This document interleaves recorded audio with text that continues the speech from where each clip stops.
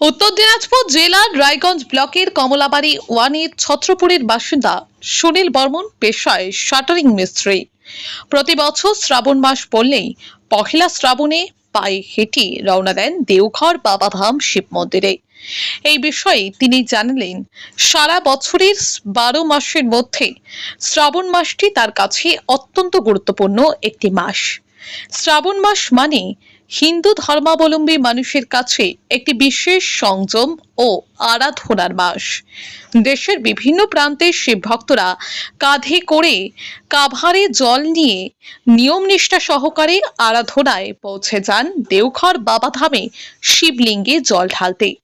কেউ বা বাড়ি থেকে বেরিয়ে সুলতানগঞ্জ পর্যন্ত গাড়ি করে গিয়ে সেখানে পূর্ণ স্নানের পর জল নিয়ে পৌঁছে যান পায়ে হেঁটে। কেউ বা আবার গাড়ি করে পৌঁছে যান দেওঘরের কাছাকাছি। কিন্তু সুনীল বর্মনের ক্ষেত্রে দেখা গেল ভিন্ন চিত্র। তিনি আজ পহেলা শ্রাবণ শনিবার সকাল 8টায় নিজ বাড়ি থেকে পায়ে হেঁটে রওনা দিলেন দেওঘর শিব মন্দিরের সেই পূর্ণ স্থানে। তিনি সারা বছর অপেক্ষায় থাকেন কবে এই মাসটি আসবে। এবছরও তার অন্যথা নয়। বাড়িতেই তার প্রতিষ্ঠিত একটি শিব মন্দির রয়েছে।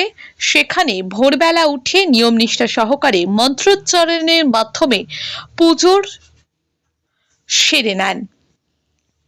এরপর বাড়ির বড়দের আশীর্বাদ নিয়ে এবং ছোটদের ভালোবাসা বুকে নিয়ে ধীরে ধীরে এগিয়ে চলেন ঝাড়খণ্ড রাজ্যের দেওঘর বাবাধাম শিব মন্দিরের সেই পূর্ণস্থানে। তিনি আরও জানালেন, এ পর্যন্ত তিনি 40 বার দেওঘর শিব মন্দিরে গিয়েছিলেন। এবছর তার 41তম বর্ষে পদার্পণ করবে। তার মধ্যে 38 বার সুলতানগঞ্জ পর্যন্ত গাড়িতে গিয়েছিলেন। এরপর সেখানে গঙ্গা স্নান করে বাকিটা পায়ে হেঁটে গিয়েছেন। সব মিলিয়ে এবছর 41তম বর্ষে পড়বে। তার মধ্যে তৃতীয়তম বর্ষে পড়বে তার এই পায়ে হেঁটে দেওঘর পৌঁছানোর যাত্রা। তার বর্তমান বয়স 60-এর কাছাকাছি।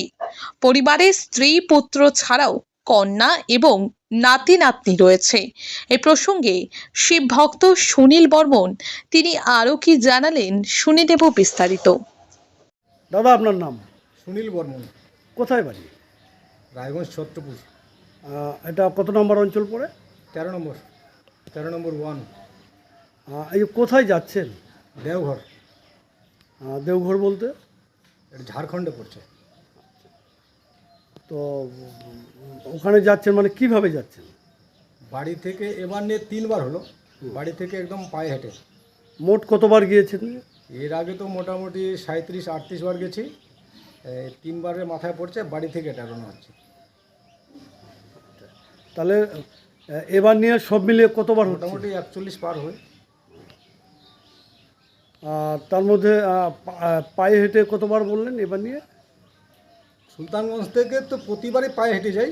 বাড়ি থেকে যাচ্ছি 3বার হলো, একদম রায়গঞ্জ বাড়ি থেকে। তো এই বয়সে এত মনের জোর কোথা থেকে পাচ্ছেন?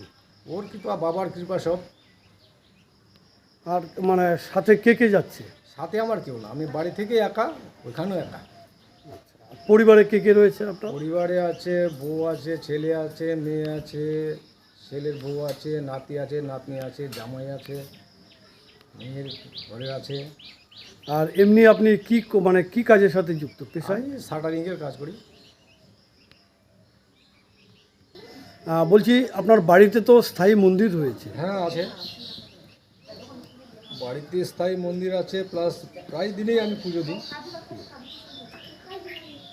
তো আজকেও সেই পুজো টুজো দিয়ে বের হচ্ছি।